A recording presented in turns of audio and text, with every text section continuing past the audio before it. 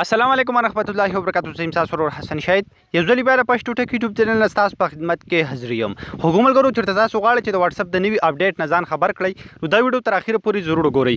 په نن ویډیو کې به تاسو دغه هم چې په واتس اپ کې څه نوې اپډیټ راغلی ډیر زیات د کمال ډک اپډیټ دی.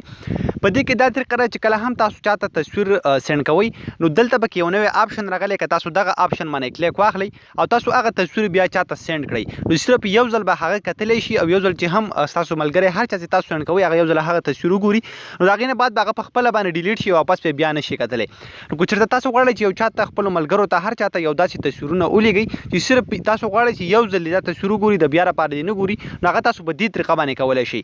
نو دا کوم اپډیټ دی دا به تاسو څنګه په خپل موبایل کې استعمالوئ دغه ټولې طریقه به سټیپ بای سټیپ تاسو درښایم. خو له دې نه مخکې تر اوسه پورې تاسو زموږ چینل پښتو ټک نه سبسکرایب کړی دا ضرور سبسکرایب کړئ چې زموږ راتلونکي هر ویډیو به تاسو ته په ټایم باندې په خپله در رسي.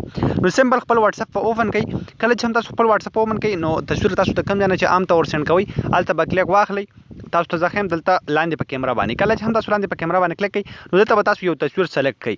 کله چې هم تاسو دلته یو تصویر سلیکټ کړئ نو تاسو ته ښکاري دلته پکې یو نوی آپشن راغلی دلته دا ونې لیکلی دا پکې مخکې نه و. تاسو به بیا څه کوئ که تاسو غواړئ چې چاته یو تصویر په داسې طریقه باندې ولیږئ چې یو ځل دې هغه وګوري نو تاسو به دلته په دغه آپشن باندې کلیک کوئ نو تاسو ته ښکاري دغه مکمل کلر چې کوم دی هغه یې بدل کو.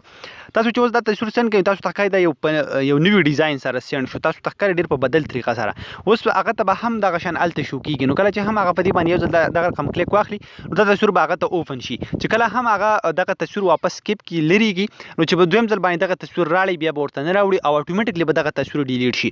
ډېر زیات د کمال ډک اپډیټ دی او دا په هغه ټایم کې تاسو په کار باندې شئ راوستی کله چې هم تاسو غواړئ چې خپل ملګرو ته یا هر چا ته تصویر سند کړئ او تاسو غواړئ چې صرف یو ځل دغه تصویر وګوري نو هغه تاسو په دې طریقه باندې کولی شئ. حکومت ګورو امید لرم تاسو د واتس اپ د نوي اپډیټ خوښ شوی. که ویډیو مو خوښ شوي د خپلو ملګرو سره ضرور شیر کړئ او موږ په خپلو دعاګانو کې یاد ساتئ. د الله